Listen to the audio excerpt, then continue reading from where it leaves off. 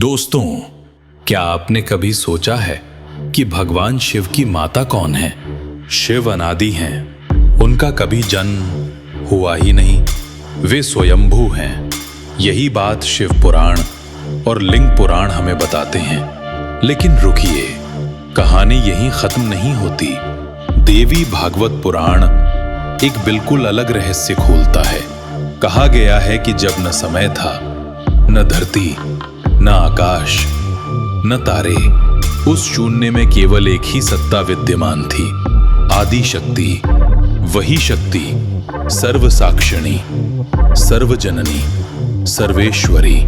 सृष्टि की रचना के लिए आदि शक्ति ने सबसे पहले पंच महाभूत उत्पन्न किए: आकाश, वायु, अग्नि, जल और पृथ्वी। और फिर 3 प्रमुख देवताओं को प्रकट किया: ब्रह्मा, सृष्टि के रचयिता; विष्णु, पालनकर्ता; और रुद्र यानी शिव, संहारक। देवी पुराण बताता है कि जब आदि शक्ति ने अपनी रौद्र शक्ति को प्रकट किया, तभी शिव का बीज रूप प्रकट हुआ। देवी ने कहा, मैं ही रुद्र स्वरूप हूं, मेरा ही अंश शिव के रूप में प्रकट होगा। उस समय शिव बिना नाम, बिना रूप, केवल ध्यान मग्न चेतना थे। देवी ने ही उन्हें नाम दिया शिव और आदेश दिया, तुम बनोगे सृष्टि के संहारक और मोक्षदाता। यहां तक कि शिव पुराण में भी शिव स्वयं कहते हैं, जो मुझे और शक्ति को अलग समझता है, वो सच्चे ज्ञान से वंचित रहता है।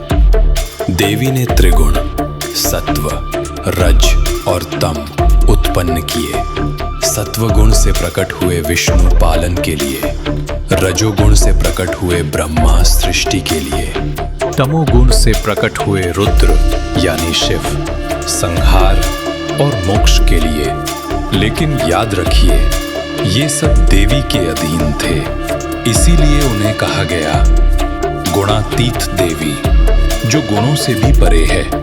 तो निष्कर्ष यही है, कुछ पुराण कहते हैं शिव अनादि हैं, स्वयंभू हैं। कुछ पुराण कहते हैं वे शक्ति के अंश हैं। लेकिन असली रहस्य ये है कि शिव और शक्ति में कोई भेद है ही नहीं। दोनों एक ही परम चेतना के 2 रूप हैं, जैसे जल और उसकी तरंग।